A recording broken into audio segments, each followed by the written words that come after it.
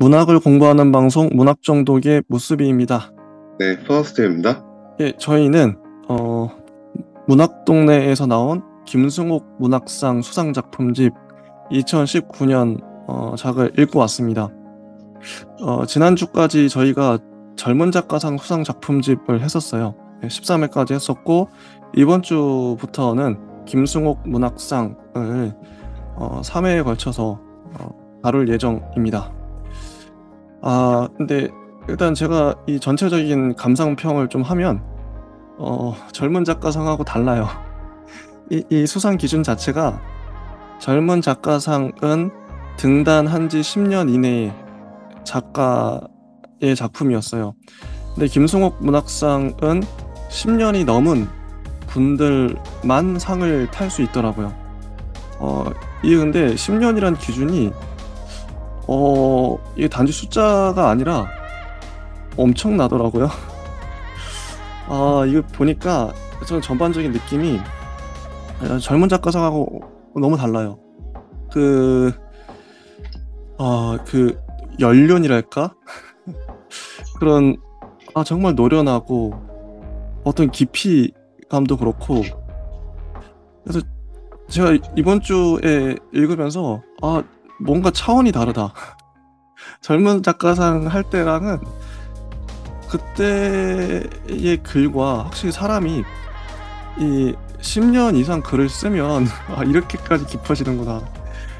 깜짝 놀랐어요, 솔직히. 이 정도 솔직히 전 7편 다 어마어마한 작품들이라고 생각을 해요. 이분들을 되게 존경하는 마음으로 읽었고, 첫 작품부터 보겠습니다. 어느 밤, 윤성희 작가님인데요. 윤성희 작가님이 1973년생이에요. 거의 한 쉰에 가까운 나이이시고, 1999년에 동아일보 신춘문예로 등단하셨어요. 거의 20년 넘게 글을 써오고 계신 거죠. 20년의 내공. 이거 여기 보면 현대문학상, 이수문학상, 황순원 문학상, 이호성 문학상, 한국일보 문학상 등 수상이라고 나오고요. 문학상을 여기 나오는 분들 공통점이 문학상 5개, 6개 보통 기본이에요. 타신 타신 거 보면 진짜 엄청나다. 이렇게 문학상을 받는다는 건 자신의 그 글쓰기 내공이나 실력을 평론가들이나 동료 작가들한테 인정을 받는다는 거죠. 객관적으로. 그 소설집도 뭐 여기 보면 한 5권 정도 내셨고, 장편 소설도 2권, 중편 소설도 하나 쓰셨어요. 엄청난 분이다. 근데 내공이 실제 느껴지거든요. 이 숫자만 봐도 압도적으로 느껴져요. 좀 깜짝 놀랐습니다, 진짜. 파우스님은 젊은 작가상과 비교해서 이번에 이 김승옥 문학상 읽으면서 좀 어떠셨는지 전반적으로 궁금하네요. 저도 이제 읽어보니까 확실히 뭐 김선호 문학상이 괜히 주는 상은 아니었다. 어, 그리고 젊은 작가상도 뛰어나지만 김선호 문학상은 더 뛰어난 어, 기존의 어떤 작가들한테도 많이 주는 상이구나라는 생각이 들었습니다. 음, 좋습니다. 어느 밤, 윤성희 작가님의 어느 밤이란 소설을 다뤄보겠습니다. 아, 이 소설은 할머니가 킥보드를 훔쳐요. 아파트 단지에서. 킥보드 훔치고, 이게 첫 번째 문장이 이거거든요. 일주일 전 나는 아파트 놀이터에서 킥보드를 훔쳤다. 이렇게 시작을 합니다. 여기에 이제 아이디어고, 그래서 할머니가 킥보드를 밤마다 타요. 몰래 타는데, 그러면서 자신의 과거 회상이 들어가죠. 자신이 겪었던 일들. 근데 그런 이야기예요, 전반적으로. 근데 타다가 또 넘어져가지고, 구조대가 올 때까지 기다리는, 그러니까 한 청년이 중간에 또, 개입을 하는데, 그런 얘기입니다, 전반적으로. 근데 이 소설을 제가 요약해보면, 일단 킥보드라는 소재가 중요해요. 킥보드는 이게 한 발로 밀면서 이렇게 가잖아요. 이렇게 발로 밀면서 가는데 속도감이 느껴집니다. 굳이 왜 할머니가 킥보드를 타냐? 자전거 타긴 좀 애매하고 킥보드를 킥보드라는 게 속도감이 느껴지면서 이 전체 이야기의 그 속도를 이끌어가요. 약간 좀 빠르죠? 근데 너무 빠르진 않아요. 막 쌩쌩 자동차를 탔다 그러면 엄청 빨리 달렸을 텐데 약간은 빠른 자전거보다 좀 느릴 것 같긴 한데 그래서 전반적으로 좀 율동감이 있는 속도감이 있는 것이고 또 전체 서사를 연결합니다. 킥보드 서사가 중간중간에 딱딱딱 들어가면서 전체를 이게 끌어가는 동력이라고 할까? 어떤 키워드가 되죠. 근데 요런 식의 연결은 어 소재 하나 잡고 뭐 이렇게 끌어가는 건 좀 어 흔히 볼 수 있는 것 같아요. 근데 킥보드란 소재가 독특하죠. 정말 독특하게 잘 잡았다고 생각을 해요. 할머니가 킥보드를 잘 타진 않으니까요. 근데 할머니를 설정한 건 작가도 말했지만 "할머니가 킥보드를 타야 할 것 같았다." 요런 말을 해요. "할머니여야 했다. 할머니여야 킥보드를 훔칠 수 있을 것 같았다. 할머니여야 새벽마다 킥보드를 탈 수 있을 것 같았다." 이런 얘기를 하고 근데 할머니랑 또 남편과의 관계가 중요한데 남편을 원래는 죽이고 싶었대요, 작가님이. 어 근데 죽이진 못했다는 거죠. 아무리 해도 남편을 죽일 수가 없었다, 서사상. 뭐 남편을 밀어 넘어뜨리는 장면을 썼다 지우고 남편이 화장실에서 넘어졌는데 일부러 구해 주지 않는 장면을 썼다 지우고 남편이 심장마비로 쓰러지는 장면도 썼다가 잘 되지 않고 하여튼 요렇게 계속 가다가 어 다르게 썼 지금 결과물이 나온 거죠. 남편이 결국 이렇게 죽지는 않는데 근데 킥보드라는 요거 저 특이하게 잘 잡았다. 요게 하나 포인트고 그리고 문단을 보면 길이가 엄청 길어요. 첫째 문단을 봐도 9, 10, 11, 12 쪽까지 거의 한 장 반이 한 문단이에요. 문장이 안 끊깁니다. 문단이 안 끊겨요 중간에. '왜 이렇게 길게 썼는가?' 아 근데 길게 썼는데 문장이 정말 술술 잘 읽혀요. 엄청난 몰입감을 가져옵니다. 이게 근데 이게 나는이라고 간단 말이죠. 화자가 주인공 할머니 화자가 주인공인데 자기 안에 있는 이야기들을 이 이야기 자체가 자기 안에 있는 이야기를 다 토해내듯 쓴 거기 때문에 토한 거죠, 자기의 내면에 쌓여 있는 것들을. 그러기 때문에 길어질 수밖에 없었던 것 같아요. 문단이 나눠진다는 건 뭐 생각을 끊는다 아니면 다른 이야기로 넘어간다 이런 걸 텐데 여기 보면 한 문단 내에서도 여러 가지 이야기가 중첩돼 있거든요. 연결이 돼요. 첫 번째 문단은 뭐 킥보드 훔친 내용에서 갑자기 작은아버지가 잔치국수 먹다가 쓰러진 얘기 나옵니다. 뭐 "줄이 끊어졌다." 이런 얘기가 나오고 그래서 작은아버지한테 가죠. 갔다가 돌아오는 길에 접촉사고 나고 그리고 남편이 "누룽지 끓여 먹자." 뭐 남편이 인제 "우리도 편의점 도시락인 걸 먹어 보자." 도시락 사 오는 길에 킥보드 봤다. 근데 "새벽까지 잠들지 못했어?" 킥보드 훔친 얘기. 이게 한 문단 내에 이 얘기가 다 들어가 있어요. 생각이 꼬리에 꼬리를 물고 이어지는데 과거 회상이 쭉 나오는 거죠. 근데 이거는 문장을 토해낸다는 거 이 소설 자체는 한을 다루고 있다고 생각해요, 한. 근데 전반적으로 인제 문학상은 10년 이상 작가들이기 때문에 어 연령층이 연령대가 높아요. 윤석희 작가님도 거의 40대 거의 후반이시고 근데 윤석희 작가님은 그 윗세대를 쓰셨단 말이에요. 한 60 대, 70대 정도 되는 그 연령대가 주인공이에요. 그럴 수밖에 없었다고 생각해요. 제가 만약에 지금 소설을 쓰면 제가 30대 후반이니까 30 대나 30대 초중반 뭐 후반 제 또래 얘기를 쓸 거예요 아마. 그럴 수밖에 없죠. 제가 제일 잘 쓸 수 있는 증언할 수 있는 얘기니까.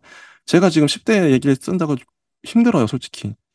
10 대가 어떤 생각하는지도 모르겠고 별로 관심도 없고 특히 뭐 제가 50대 얘기를 어떻게 쓰겠어요 또. 그럼 또 취재를 해야 되고 힘들죠. 그래서 이 또래 특히 나이 많은 분들은 한이 많은 것 같아요 특징이. 우리나라에 사는 사람들이. 가슴에 있는 한을 저희 윗세대 이야기를 쓰고 싶었는데 한을 쓴 거죠. 이 할머니가 토해내는 얘기들이 다 남편 이야기, 뭐 딸 이야기, 뭐 이런 얘기를 하고 있어요. 그 세대의 특정적인 증언으로서의 문학을 하고 있다. 근데 이게 재밌는 게 이 서사가 할머니가 자기 얘기 막 뭐 특히 남편 얘기 많이 나오죠. 남편이 갑자기 욕을 한다든지 근데 사연이 근데 읽어보면 구구절절합니다. 아 그럴 만해요. 남편이 원래 그 경비 일을 했었는데 자기가 그날 경비를 하기 싫어서 경비를 안 돌았는데 순찰을 안 돌았는데 어떤 여학생이 성폭력당하고 투신 자살해 버렸죠. 근데 이게 남편 탓이라고. 근데 남편이 순찰했더라도 거긴 발견하지 못했을 장소다. 예, 남편은 억울하다고 하죠. 그 일이 있은 후 남편은 어딘가 조금 변했다. 하루 종일 뉴스를 보았고 그때마다 미친놈 미친년이라고 욕을 했다. 사기꾼들도 미친 연놈이었고 평생 모은 재산을 기부한 사람도 미친 연놈이었다. 나는 남편 몰래 여학생의 유골이 안치된 납골당에 찾아간 적이 있었다. 억울하다니 남편의 말이 잘 이해가지 않았다. 진짜 억울한 사람은 따로 있었다. 뭐 이런 식으로.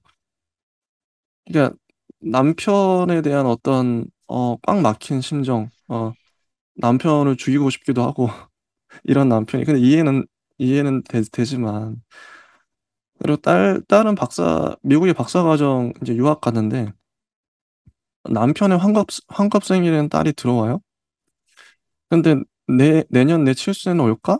뭐 이런 서운함도 표현을 하고. 그리고 이제 이 할머니는 자기 엄마 얘기도 합니다. 어머니는 나를 혼자 낳았다 하면서. 근데 엄마 이 아빠가 건설 현장을 찾아 지방을 돌아다녔는데 돌더미 왼쪽 다리가 깔리는 바람에 불구가 되었어요. 얼마나 좋은 사람이었는데 술에 취한 아빠를 피해 주인집 광희에 숨어 있으면 엄마는 나를 품에 안고 그렇게 말하곤 했다. 아빠는 이렇게 몰락해버렸죠. 불구가 되는 바람에. 그래서 앙심을 품고 어떤 약을 타서 아빠가 죽어버려요. 나 때문에. 할머니가 나 때문에 죽어버린 거죠. 그리고 엄마는 사이비 종교에 빠져 동생과 사라져버리고. 이런 사연이 있는 거예요. 이게 한인 거죠. 아, 이 사연을 줄줄줄줄 얘기를 합니다. 하고, 근데 재밌는 게 이게 할머니가 화자로서 얘기를 하다가 넘어지고 나서 이 할머니를 누군가 구하러 오는데 발견한 청년이 독서실에서 공부를 마치고 집으로 가던 길이에요. 이 청년의 목소리가 들려요. 할머니를 통해서. 되게 상당히 이 청년은 사람들한테 고시 공부 중이라고 거짓말했지만 사실 아무것도 안 한다. 아, 근데 청년이 말했다. 나는 그래도 된다고 말해주고 싶었다. 가만히 있는 것도 힘든 거라고. 이런 얘기를 하죠. 그래서 이 청년이 하는 일은, 뭐, 청년은 오늘 113동 303호 이삿짐을 구경했다고 했다. 그날 이후로 청년은 독서실에 가기 전에 이곳에 들러 이사하는 풍경들을 보았다. 303호는 식탁 의자가 6개였다. 냉장고도 3대였다. 백구동 1004호는 신발이 무지 많았다. 뭐 이런 걸 구경하고 있어요, 청년은. 저는 이게 이 소설의 특징이 해서 자기 얘기, 할머니 얘기도 하지만 청년의 얘기까지. 청년의 어떤 한도 느껴지죠. 어, 이런 부분도 참 좋았던 것 같아요. 그리고 얼음땡과 뭐 마술 이런 얘기도 나오는데 그런 요소를 도입해서 서사가 너무 어, 무거워지지 않게끔 만든 그런 것도 참 좋았다. 예. 이렇게 이 동화적 명랑성이라고 신수정 문학평론가님은 해설에 표현하셨죠. 얼음땡 같은 것들을. 키포도 타는 할머니, 삶의 비참으로부터 유머를 길어 올린다. 음, 이런 것. 파우스트님은 이 소설을 어떻게 보셨나요? 저도 뭐 감명 깊게 읽긴 했는데요. 일단 뭐 형식도 굉장히 좀 빠르게 가고 있고, 그리고 굉장히 좀 독자가 이제 그 상정하는 어떤 굉장히 좀 그 강박적인 어투? 어, 그리고 굉장히 좀 뭔가 안에서 애원을 하는 것처럼 느껴질 정도로 많은 이야기들이, 그런 삶의 많은 이야기들이 많이 들어가 있는데요. 어, 이 문체의 어떤 새로움이 있는 것 같아요, 저는. 어, 물론 이제 이 너무 이렇게 빠른 문체가 의미를 담아내기에는 너무 확확 지나가서 이게 언뜻 잘못 읽으면은 이게 뭔 소리지? 하겠지만 음, 근데 이제 이런 형식이 또 마치 이제 대화를 이제 막 계속 나누는 듯한 그리고 이제 굉장히 좀 그 산만하지만 굉장히 그 정신적으로도 굉장히 좀 뭐 한이라고 표현할 수 있겠죠? 음, 옛날 이야기를 이제 계속 음, 이제 하는 어떤 입장에서 음. 계속 이제 말을 거는 듯한 그런 느낌에서 저는 이 형식도 이 내용도 아주 잘 맞는다고, 네, 적절하다고 생각이 듭니다. 그리고 이 책의 맨 마지막에 보면 이 작품이 대상을 탄 이유가 나와요. 짧은 문장이긴 한데, 모든 작가들이 자신만큼 잘해냈지만, 윤성이는 윤성이보다 더 잘해냈다. 대상이 그에게 주어진 이유다. 이게 이제 이유거든요.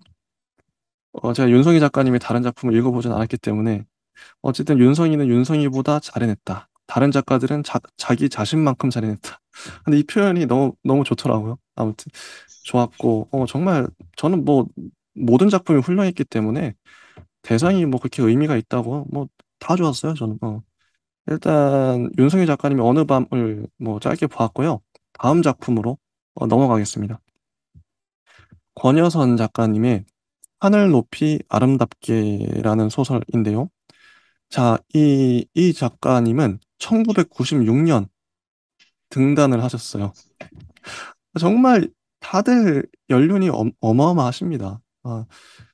쉰이 넘으셨을 것 같아요. 어, 오영수 문학상, 이상 문학상, 한국일보 문학상, 독립문학상, 동인문학상, 이호성 문학상 등 수상 6개의 상을 타셨고요.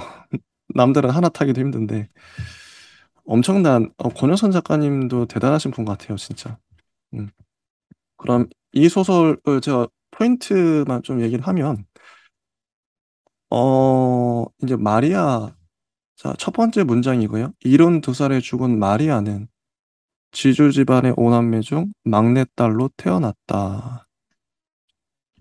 어, 이 마리아의 이야기인데요.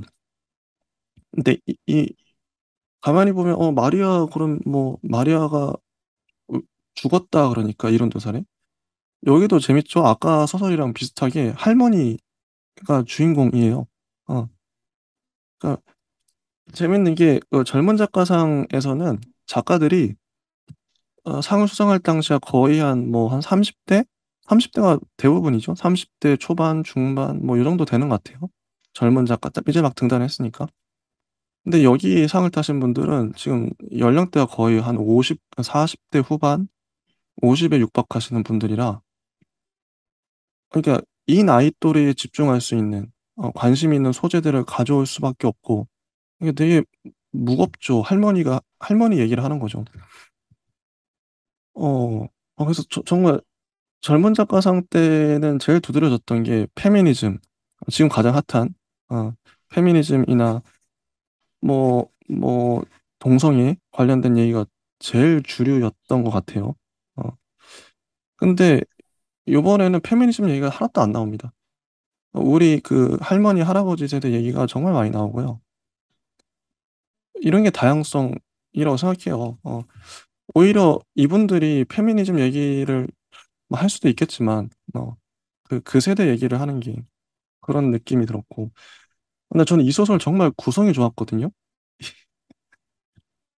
마리아 얘기를 해야 돼요, 지금 작가가. 근데 마리아 얘기를 하는데, 이 할머니를 전지적 작가 시점으로 뭐, 마리아가 언제 태어났고, 뭐, 어떻게, 그냥 마리아 얘기만 주구장창 할 수 있어요, 솔직히. 근데 그렇게 하면 재미가 없죠. 근데 마리아 이야기를 하는데, 베르타가 초점 중심 화자예요. 베르타라는 그러니까 마리아의 성당의 친구, 동료일 텐데, 그리고 성당의 파라솔 아래에 있는 같은 또 친구들, 지인들이 있어요. 그 지인들이 있는데 한 5명쯤 나오죠. 그 5명이 이 마리아에 대해서 각각 다른 증언을, 각각의 여성들이 마리아를 바라보는 견해를 얘기하는 게 이 소설인데, 그걸 또 베르타의 시선으로 또 봐요. 아, 이건 구성의 승리라고 봅니다, 솔직히. 화자의 승리다. 어, 뻔해질 수 있는데, 뻔하지 않다. 마르타의 시선이 약간 삐딱하긴 해요. 그, 동료들을 그렇게 좀 별로 안 좋게 보는데, 지인들을. 잠깐 보면, 마리아는 파독 간호사로 독일로 갔다가 옵니다. 갔다 오는데, 그게 이제 첫 번째 문단이에요. 그 다음 문단부터 이제 베르타, 막 지인들 얘기 나오는데, 베르타는 곧 참여해야 할 생각을 끊임없이 되풀이하고 있었다. 도대체 이 사람들은 이렇게 해서 뭐가 만족스러운 걸까? 쉬지 않고 떠들어대면서 이들이 얻는 것은 과연 무엇인가? 예, 삐딱하죠. 이 모임에서 가장 젊은 50대 초반의 사비나는 누가 무슨 말을 꺼내기만 하면 어김없이 저도요. 저도 그런 게 제가 예전에요. 하는 식으로 새가 나무를 쪼도 잽싸게 자기 말을 끼워 넣을 자리를 만들었다. 늙은 올가는 입술을 실룩거리며 걸쭉한 신소리로 내용 없는 독백을 이어나갔다. 베르타는 자신이 사람을 가리고 싫어하는 증상을 여전히 갖고 있다는 것과 남편이 죽고 나서도 그 증상이 조금 더 완화되지 않았다는 것을 확인했다. 그리고 또 다음 장을 보면 베르타 또래의 환갑 언저리의 대레사는 누가 재치 있는 유행어를 말하면 베르타가 듣기에는 전혀 재치 있지 않았지만 그 말에 열공하여 듣는 사람이 염증이 나도록 그 말을 부적절하게 사용하며 즐거워했다. 그 대화 상대자인 수산나로 말하자면 안셀모 신부의 모친이라 성도들에게 어느 정도 대접은 받고 있었지만 베르타가 보기에는 도무지 머리가 둔하고 감정이 메말라 누가 뭐라고 하든 성경 말씀을 갖다 붙이기 일쑤였는데 맥락상 적절하지 않은 경우가 대부분이었다. 들으나 마나 둘 다 부적절한 대화를 나누는 중일 것이었다. 이렇게 또 삐딱하게 보죠. 다 마음에 안 드는 거예요. 47쪽에 또 보면 베르타는 미간을 찌푸리고 사비나 쪽을 바라보며 참 고귀하지를 않구나 이 사람들은 하고 생각했다. 분명 자신도 고귀하다고 할 수는 없겠지만 그럼에도 불구하고 이 사람들은 전혀 고귀하지를 않다고 베르타는 다람쥐 쳇바퀴 돌리듯 같은 생각을 반복했다. 그러니까 재밌는 게 이거는 이렇게 화자를 설정한 이유가 뭘까? 왜 이런 사람들에게 마리아에 대한 서사를 맡겼을까? 이 권여선 작가님이 말이죠. 그거에 대해서 또 해설이 좀 자세하게 다루고 있긴 해요. 음, 소설의 윤리에 대한 생각으로 우리를 이끈다. 권여선 소설은 언제부터인가 타자를 이야기한다는 일 자체를 소설의 서사 구조와 주체층이 안에서 질문하기 시작한 것 같다. 마리아라는 인물의 진실만큼이나 마리아를 이야기하는 사람들의 자리가 소설적으로 중요해진다. 어, 말하자면 파라솔의 대화를 듣던 베르타가 참 고귀하지를 않구나 이 사람들은 하고 미간을 찌푸리며 생각하는 지점은 어떻게든 타자의 이야기를 게시할 수밖에 없는 소설의 자기 신문이 되고 있는 것이다. 이런 거거든요. 어, 이게 근데 저는 이 소설 읽으면서 화자에 대해서 생각을 하게 됐어요, 정말. 저도 이제 소설을 이제 써야 되는데, 그럼, 내가 겪었던 경험이지만, 그걸 누가 얘기하게 하느냐에 따라서 내가 내 이야기를 할 수 있죠? 아니면 나의 친구나 나의 어머니가 나를 보는 시점, 나를 얘기하게 할 수 있죠. 아니면 손님의 입장에서, 뭐 편의점 손님의 입장에서 나를 얘기할 수 있죠. 그럼 이게 1인칭도 되고 3인칭도 되고, 아니면 전지적 작가 시점에서 나를 얘기하게 할 수도 있고, 그 화자를 누구로 잡느냐는 되게 중요한 것 같아요. 똑같은 얘기를 하더라도. 근데 이런 방법, 전 너무 좋았다. 마리아 얘기를 하는데 거의 최적의 방법이 아닐까. 특히나 이런 베르타는 도덕적으로 완벽한 사람이 아니에요.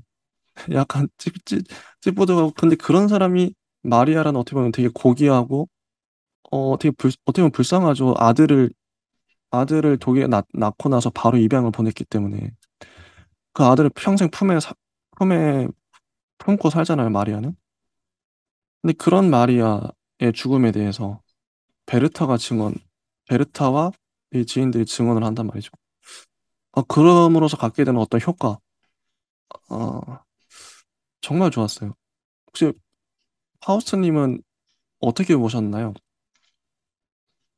저는 뭐 이게 뭐 이 관찰자적 화자가 뭐 처음은 아니지만 분명히 좀 그 시선을 마리아에 대한 어떤 이제 족적을 이제 속속히 이제 파악하는데 굉장히 효과적인 방법이라고 생각이 들고요.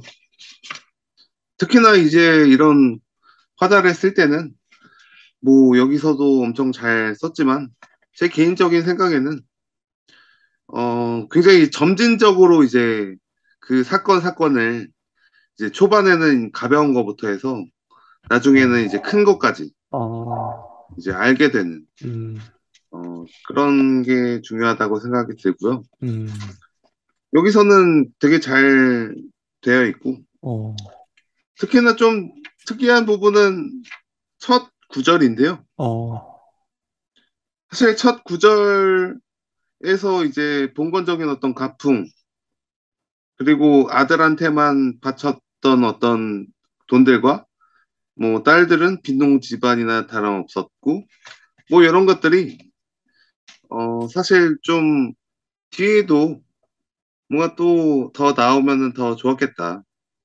음, 왜냐하면 이런 가훈이나 가문이나 그리고 이런 어떤 그 소재들은 거대한 소재들은 음, 이념적 소재들은 어, 굉장히 쓰기 어렵지만 음, 사실 이거를 건드린다는 게 가부장제를 건드린다는 게 좀 민감하지만 어차피 막 그 대작가들은 다 하나씩 건드려 보는 주제거든요. 어, 오히려 이런 대작가들이야말로 이렇게 뭐 편향적으로 쓰지 않고 오히려 객관적으로 잘 쓰는 어떤 위치에 있을 것 같습니다. 네. 음.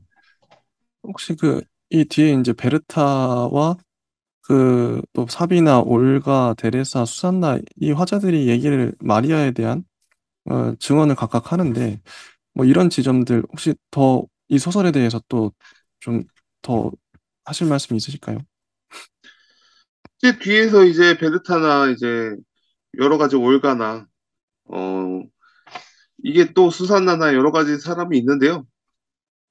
근데 이제 사실 이 단편이 주는 짤막한 상황에 이 사람들이 이제 기계적으로 마리아를 이제 비추기 위해서 하는 조명 같은 느낌이거든요. 음, 그래서 음, 사실 이게 분량이 좀 더 길어지고 음, 사비나나 올가나 베르타가 어떤 하나의 어떤 수산나나 이런 사람들이 각자의 어떤 색채가 있고 영혼이 있다면 이 소설은 마치 그 마리아뿐만 아니라 올가랑 수산나랑 베르타를 읽기 위해서 읽는 소설이 될 수도 있겠죠. 음, 근데 이제 단편이라는 짧은 분량 아래 이제 압축을 하다 보니까요. 이게 적절하다고 생각이 들고요. 음, 뭐 뒤에 이제 좀 가면 갈수록 이제 좀 천연 건강 비누 한 박스 10만 원 그리고 뭐 사실 뭐 다른 어떤 뭐 유머 같은 것도 이제 있어서 이제 그게 약간 음, 킬링 포인트가 되긴 하지만 음. 뭐 태극기까지는 조금 사실 약간 과하지 않았나? 음. 사실 좀 그러니까 이게 이 예, 마리아가 태극기를 팔로 다니거든요. 네. 독일에서 와서. 근데 그 태극기를 빨로 다니는 이유가 결국엔 보면은 여기 나오는데 천하들의 청회색 눈동자를 못 잊어서 64쪽에서 65쪽에 나옵니다. 푸른 하늘을 배경으로 펄럭이는 태극기를 떠올리자 저절로 그 아이의 눈동자가 떠올랐다. 5살 때의 빅토르도 예뻤고, 이 빅토르와 소피아는 입양한 아이들이에요. 어, 아마 첫 아이를 못 잊어서 입양했겠죠. 8개월 된 소피아도 예뻤지만 마리아의 마음에서 첫 아이 옆에 놓일 존재는 아무도 없었다. 그 아이와는 아무도 카디르조차 비교될 수 없었다. 카디르는 잠깐 남편이었다가 노동을 너무 많이 해서 돌연사해버린. 음. 그 아이와는 아무도 카디르조차 비교될 수 없었다. 거의 반세기 전에 처음 눈을 맞추었던 갓난 아들의 신비스러운 청회색 눈동자가 어제 본 듯 생생했다. 그리고 이렇게 이 표현도 너무 좋은데 독일어로 말을 해요. 단 미트 헤르첸 니트 점점점 가죠. 그때 마음으로 못해. 마리아는 거의 반세기 동안 쓴 적 없는 독일어로 띄엄띄엄 중얼거렸다. 운트 단 미트 퀘르퍼 추릭추릭 하는데 그 후에 몸으로 갚. 그러니까 마음으로 못해서 몸으로 갚았다 이런 얘기인데 너무 감동적이더라고요. 울컥하는데. 그래서 태극기를 아무도 사지 않는 태극기를 팔러 다녔던 거죠. 전 이런 부분이 울컥하기도 하고 그리고 마리아가 삶을 되게 잘 살았던 것 같아요. 아이들도 불쌍한 아이들 입양하고 봉사활동도 하고 다 좋은 기억으로 남아 있거든요. 어. 근데 이런 마리아를 베르타가 증언한다. 이게 마지막 문단이 재밌어요. 마지막 문단이 66쪽 여기 보면 66, 67쪽. 어 그때 이제 태극기를 같이 팔고 오던 길이죠. 마리아랑. 마리아가 뭐라고 떠드는데 양산으로 남의 눈이나 찌르고 다니는 여자를 사모님이라고 부르는 것도 거슬렸지만 무엇보다 마리아가 말하는 동안 뿜어져 나오는 숨결 냄새가 지독해 베르타는 토할 것 같았다. 시큼하고 구린 구치에 베르타는 엉겁결에 마리아를 밀쳤고 마리아는 뒤로 밀려 엉덩방아를 찧었다. 도대체 이모님은 뭐 때문에? 베르타가 앙칼지게 물었다. 하나도 못 팔 거면서 그깟 태극기는 왜 그 먼 데까지 팔러 다니시는 거예요? 모르겠어요. 저도 잘 모르겠어요, 사모님. 거기까지였다고 베르타는 생각했다. 그날 저녁까지만이었다고. 자기가 제법 철이 들었다고 생각했는데 그게 아니었던 거죠. 근데 마리아의 구취가 진통제의 부작용으로 인한 오심과 구토 때문이라는 걸 알았다면, 그렇다면 뭐가 달라졌을까? 그리고 마지막 부분에 이렇게 나오죠. 베르타는 비웃듯이 입가를 비틀었다. 조금 전 성당 앞들의 안뜰에서 그들은 당장 내일이라도 빅토르, 아까 입양했던 아이, 빅토르의 병원에 달려가 봉사할 듯이 앞다투어 소피아의 입양을 주선할 듯이 떠들어댔지만 내일이 되면 그들 중 누구도 마리아의 얘기를 꺼내지 않을 것이다. 그들은 조금도 믿지 않으면서 무엇을 위해 그런 허튼 소리들을 내뱉은 것일까? 베르타는 가을 저녁의 찬 기운에 오싹함을 느꼈다. 자신이 왜 그들과 계속 만남을 이어왔는지가 분명히 이해되었다. 참 고귀하지 않다. 전혀 고귀하지 않구나 우리는. 베르타는 카디건 앞섭을 여미고 종종 걸음을 쳤다. 한 계절이 가고 새로운 계절이 왔다. 마리아의 말대로라면 새로운 힘이 필요할 때였다. 각각의 계절을 나르면 각각의 힘이 들지요, 사모님. 이 마지막 이 단락을 좀 어떻게 해석을 하세요? 좀 충격적이죠. 뭔가 그래요. 베르타의 반응이. 뭐 반전이라고 하면 반전인데요. 이게 사실 그렇게 뭐 좋은 반전은 아니라고 생각하는 게 왜냐면 이게 소설 속의 구조가 음, 마리아의 불운과 이 앞에 가부장적인 어떤 제도와 음, 그리고 이 독일까지 피난을 와야 했던 마리아의 어떤 상처와 고통에 집중이 돼 있거든요. 음, 근데 이제 마지막까지 이제 그 마리아가 이제 고통을 이제 받는 어떤 측면에서 이 동일성이 있지만 사실 이렇게까지 이제 마리아를 이렇게 아예 잊고 이제 내일이면은 이제 그 누구도 마리아 얘기를 꺼내지 않는다. 그 사정을 이해하지 않는다. 이렇게 하면은 사실 이제 그 이 소설이 마리아를 위한 한 점의 빚도 없는 거예요, 사실. 그렇게 되면은 뭐 어떤 점이 생기냐. 그러면은 우리도 같이 그 마리아의 그 불빛이 꺼져요. 같이 꺼져요. 만약에 이 마리아의 촛불이 나중에 정말 그 신부한테도 그리고 베르타한테도 한 줌의 어떤 촛불처럼 뭔가 이렇게 우리를 훈훈하게 달구는 영혼처럼 이제 장래를 이렇게 생각한다면 아, 마리아 같은 착하고 선한 인물이 있었지. 나한테 이런 선물도 해주고, 나랑 같이 산책로도 걸어주고, 정말 맛있는 음식을 잘했지. 이렇게 되면은 이제 선순환이겠지만, 이 한 점의 빛이 딱 사라진 순간에 독자들도, 아, 마리아를 잊는다, 이런 느낌이 들어서, 아, 이거는 기본의 어떤 정통적인 방식을 깬 방식이지만, 음. 이게 효과가 있었나? 아, 뭐, 어떻게 보면 효과가 있었다. 저는 이렇게 좀, 생각합니다. 맞아요. 그럴 수도 있는데, 전 또 좀 다르게 생각하는 게, 이게 어떻게 보면 반전이기도 하고, 어떻게 보면 되게 현실적인 것 같아요. 우리가 당장에 뭐 지인이 죽었어. 근데 그런 삶을 살았어. 되게 불쌍해. 이 정도는 뭐, 우리도 흔히 겪는 일인데, 어쨌든 내 부모님도 아니고, 나랑 관계는 없어. 그냥 돌아서면 거의 장례식장 가서 눈물 흘리지만, 돌아서면 집에 와서 그냥 웃으면서 돼지고기 먹고 그러잖아요. 근데 그게 인간이라, 그런 걸 아마 조롱? 뭐 풍자? 이거 풍자하는 것 같아요. 너희들, 독자들도 그렇잖아. 베르타랑 다르지 않은 거죠, 우리의 모습이. 어, 그래서 조소를 비웃듯이 입가를 비틀었다, 베르타가. 이렇게 되는 것 같아요. 너희들도 어차피 주소나 입양할 듯이, 네가 그러면 마리아에 대해 그렇게 동정을 느꼈다면, 입양할 거야? 소피아? 어, 안 할 거잖아. 병원에 있는 빅토르 네가 경제적으로 책임질 거야? 안 할 거잖아. 근데 이거에 대해서 우리가 독자들도 감히 뭐라고 말을 못 해요. 주저하게 되죠. 아, 불쌍한 마음이 있지만 그냥 마음뿐인 거죠. 그런 효과를 극대화했던, 저는 좋게 봤어요. 그래서 베르타라는 인물 자체가 약간 삐딱하게 보는데 그런 부분도 너무 마음에 들었고요. 일단 다음 작품을 보겠습니다. 조혜진 작가님의 화난 나무 꼭대기라는 소설이에요. 이분도 대단하십니다. 평균 여기 뭐 상을 몇 개야 이게? 신동엽 문학상, 젊은 작가상, 이호석 문학상, 김영익 소설 문학상, 백신의 문학상, 형평 문학상, 대산 문학상 등 상 한 7개 정도 어마어마한 분들이십니다. 근데 화난 나무 꼭대기는 혜원이 죽었다라는 문장으로 시작해요. 이 두 여자에 대한 얘기거든요. 혜원이 죽고 나서 혜원을 병간호했던 그녀라고 자꾸 지칭을 합니다. 그녀는 절에 들어갔다가 나와요. 젊은 시절에. 음. 근데 그런 그녀가 혜원의 마지막 부탁이 그거였어요. 그 강원도인가 하여튼 거기 홍천 거기 이제 그 아파트를 주면서 거기에 잠깐 맡아달라. 근데 내 아들이 돌아올 때까지만 맡아주고 아들한테 매일 이메일을 써달라.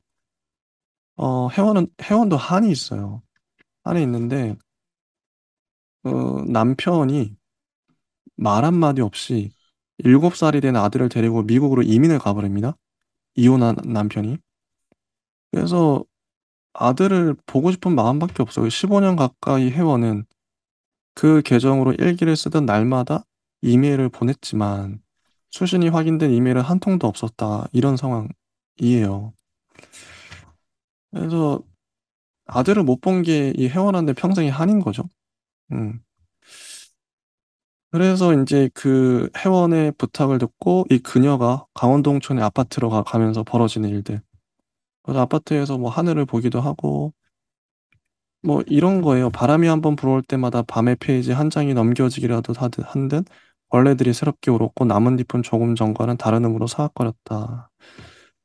어, 그리고 이런 문장도 있죠. 자기 생에 할당된 슬픔을 전부 느꼈다. 뭐 이런 얘기. 언젠가 혜원이 했던 말이 금속처럼 떠올랐다. 나는 불교가 싫어. 환생도 싫고 강이야. 강이가 그녀. 강이야, 응? 난 정확하게 죽고 싶어. 그래? 가장 무서운 게 뭔지 알아? 죽었는데 죽었다는 걸 알고 느낄 수 있는 거야. 죽었다는 걸 아는 상태는 영원할 거잖아. 죽음처럼 안 그래? 뭐 기댈 데가 없다고 아무도 이런 얘기도 하고. 그녀에 대한 에피소드도 나옵니다. 아까 혜원은 아들을 못 만난 게 평생 한인데 이 그녀는 왜 절에 갔다가 나왔나? 뭐 이런 게 궁금하죠. 절에 갔다가 이제 매 순간이 생존과 연결되어 있는 삶을 나와서 살죠. 어, 그리고 어 원래는 그 재밌는 게 여기 120쪽에 이런 문장이 있어요. 이제 혜원은 죽었고 혜원의 아들은 영영 이메일에 접속하지 않을지도 모르며 혜원의 여동생조차 홍천의 아파트에 대해 모른다는 것이 어떤 의미인지 알고 있었다. 무섭도록 정확하게 그것을 알고 있었다. 나만 침묵하면 그 아파트가 내 것이 되고 이런 상황인 거죠. 아, 근데 이거는 해설을 제가 한번 중점적으로 읽어볼 텐데요. 자, 이 해설을 그 은희경 작가님이 쓰셨어요. 정밀한 문장과 섬세한 포착, 자연스럽게 변주되는 비유, 구성과 배열의 노련함, 의심할 여지 없이 작품을 자주 꾸준히 발표한 작가였다. 복잡한 생각을 간명하고 정확하게 표현하는 걸로 보아 엄청나게 생각을 많이 하고 그것이 분명해질 때까지는 한마디도 입을 열지 않는 작가일 것이다. 그리고 사람의 마음속을 저렇게 깊이 들어가 들여다볼 수 있다니. 정념과 고통을 통과해 밑바닥에 고여있는 누추한 허물을 환한 나무 꼭대기에 비유하는 완강한 고독에 갇혀서도 결국은 빛의 방향을 바라보는 이 작가는 대체 누구란 말인가? 144쪽 아래쪽을 보시면 작가란 새로운 자아로 자기 갱신을 해가면서 세계를 확장해가는 존재일 것이다. 누군가의 표현을 빌리자면 실험적 자아로 하여금 실존적 질문을 탐사하게 만든다. 이 작품에서 조혜진 작가는 여전히 세상의 슬픔이나 고통, 특히 말할 기회를 부여받지 못한 사회적 타자들에 대한 지속적 관심을 보여주며 섬세하고 정교한 문장으로 고전적 스타일의 서사를 추구하면서도 근데 고전적 스타일의 서사 이런 말들이 자주 나오더라고요. 특히 이번 문학상에. 절실함에 기반한 상상력의 밀도를 구성과 형식의 미학적 탐구로 꾸준히 진화시켜온 작가이다. 특정한 역사적 사건의 자초지종을 따지기보다 그 야만적 역사의 칼날이 특정 개인에게 어떤 무늬에 얼마나 깊은 상처를 남겨놓았는지를 섬세하게 파고든다. 거기에 대해 나는 사람의 외형뿐 아니라 내면에도 최적이 있다는 걸 깨우치는 작가라고 말하고 싶다. 그런 내면을 의식조차 하지 못하고 살아가던 우리는 작가에 의해 그곳으로 이끌려 들어간 순간 동굴벽화처럼 새겨진 고독과 고통을 대면한다. 통각으로서 자기 내면의 존재를 알게 된다고나 할까? 이게 이제 전반적인 평가인 거죠. 정말 좋았고. 근데 145쪽 아래쪽에 이 부분이 전 포인트라고 봐요. 이 소설에 없어서 좋았던 두 가지. 대학 졸업 후 절에 들어가야 했던 절절한 사연이 없다. 죽어가는 친구가 대체 얼마나 큰 상처가 있어서 다 버리고 거길 들어간 거야 라고 물었음에도 그죠? 절절한 사연이 굳이 안 나. 그죠? 그리고 죽은 친구의 아파트를 아무도 모르게 차지하는 데 대한 죄책감과 합리화와 뻔한 윤리적 갈등이 없다. 그것은 이렇게 표현된다. 어떤 의미인지 알고 있었다. 무섭도록 정확하게 그것을 알고 있었다. 이 부분이 없어서 좋았다는 거예요. 저도 동의를 합니다. 굳이 뺀 이유가 있겠죠? 굳이 쓰지 않아야만 했던 이유가 있을 것 같아요. 어. 그럼 이 소설은 어떤 이야기로 읽을까? 단절과 고독의 이야기로, 뭐 허무의 이야기로, 죽음의 이야기로, 아름다움의 이야기로 읽힐 것 같다. 그리고 이게 화난 꼭대기라는 시의 전문이 나오는데 시의 마지막에 이렇게 나와요. 허리로 차오르는 어둠을 내려다보고 있는 나무들의 꼭대기가 환하다. 그러니까 어둠을 내려다보는 나무들의 꼭대기가 환하니까 이 부분이 좀 영감을 받으셨던 것 같아요. 이런 소설입니다. 이 소설은 그러니까 그, 그 그녀가 강희가 혼자 아파트에 지내다가 또 산속 기도원에도 갔는데 탈영병을 만나죠. 탈영병 만났는데 탈영병이 또 사라져요. 탈영병한테 음식을 주기도 하고 어, 그런 얘기. 응. 그리고 마지막 장면에 보면 꽉 찬 달을 봐요. 달빛은 나무 꼭대기로부터 환하게 물들였다. 이런 문장이 나오고 버스는 오지 않았다. 끝납니다. 이런 소설이에요. 조혜진 작가님의 환한 나무 꼭대기 어떻게 보셨나요? 저는 뭐 일단 제목이랑 내용이랑 형식적으로 잘 쓰였다고 생각이 들고요. 특히 뭐 이미지나 뭐 문장이나 서사나 원할 거 없이 이제 밸런스가 균형이 잘 잡혀 있다고 생각이 들었는데요. 근데 이제 사실 좀 뭔가 여기에서 저는 조금 아까 들은 얘기 중에 왜 여기 중이 돼서 이제 떠나간 애가 과연 무슨 사정으로 이렇게 됐는지 저는 궁금하거든요. 그게 네. 만약에 없었다, 진짜 없었다 이러면은 음, 약간 상상을 유치할 정도로 뭔가가 있긴 있어야 돼요. 제 음, 생각에는. 음, 그러니까 얘가 심지어 걔가 그 산으로 가는 발걸음을 옮길 때마다 뭔가 한이 서려 있어서 마치 이제 산에 어떤 곡성이 나올 정도로 그리고 밤에 막 늑대나 개나 이제 막 우우 울고 약간 이런 분위기. 만약에 사정이 없다 이러면은 그런 분위기를 제가 원하는 느낌이 있는데 또 여기서는 사실 그게 중요하기보다는 회원이 중요하거든요. 음. 회원의 마음이 중요한 거고 그죠, 그죠. 회원.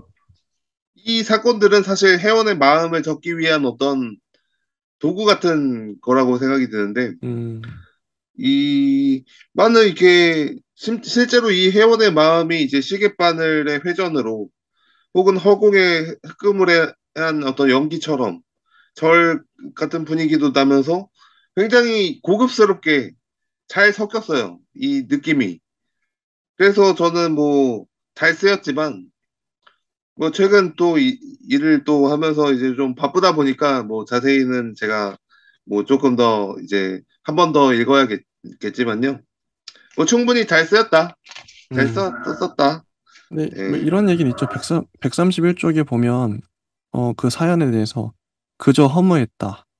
그렇게밖에는 설명할 수가 없었다. 오랫동안 이어졌던 어머니의 우울증과 자해 소동도 그 허무에 비한다면 아무것도 아니었다. 노트에 꾹꾹 눌렀었던 시들이 어느 날부터인가 언어의 쓰레기로 보였던 것도 시간이 지나니 얄팍한 재능에 따른 당연한 결과로 여겨졌다. 날마다 그녀의 일부가 하수구로, 하수구의 구정물 속으로 흘러들어가고 있으며 언젠가는 그녀의 모든 것이 그리 될 거라는 비관적인 허무에서 도무지 벗어날 길이 없던 시절이었다. 절에 들어간 이유라면 오직 그뿐이었다. 이런 거거든요. 어, 이거 같아요. 어머니가 우울증과 자해를 하고 이게 이유라면 이유다. 허무했다. 허무주의, 비관주의, 우울증에 빠졌던 것 같은데 그렇게 들어갔다가 근데 은근히 또 자기 그녀 얘기가 많이 나오는데요. 들어갔다가 뭐 절에서 일하다가 갑자기 어떤 깨달음을 얻고 나오죠. 이분이 여기 보면 129쪽에 나오는데요. 전체와 영혼의 시선으로 본다면 한 사람의 염원이란 퀄트의 한 조각처럼 평균적인 일부이자 보편적 욕망에 지나지 않는 것이다. 그러고 보니 절에서 나올 때도 지금과 비슷한 생각을 했다. 여느 날처럼 점심 공양을 마친 뒤 텃밭에서 작물을 캐는데 작물은 계속 자라고 그녀가 아닌 누구라도 감자를 캐고 포커주를 딸 수 있다는 그 당연한 사실이 대단한 깨달음인 듯 다가왔다. 한 흑안줌을 보면서도 구도를 생각하라고 은사 스님이 말하곤 했지만 끊임없이 순환하는 자연 앞에서 인간의 구도는 무의미하다는 생각이 이르렀고 그 생각은 그때껏 그녀가 절에서 찾아낸 유일한 진실처럼 여겨지기도 했다. 더 이상 그곳에 있을 수 없었다.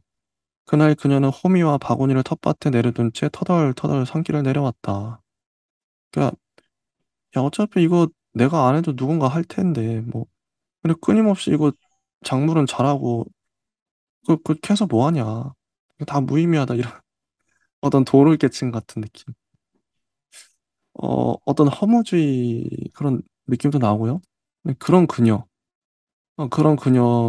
회원을 만나서 회원의 부탁을 들어주기 위해 노력하고 그러면서 마지막에 저는 이게 이제 지금 깨달아지는 건데 그녀가 절에 들어간 이유, 절을 나왔던 이유가 보면 우울증, 뭐 허무주의 이런 거예요. 이런 게 이제 쉽게 자살로도 이어지고 하죠.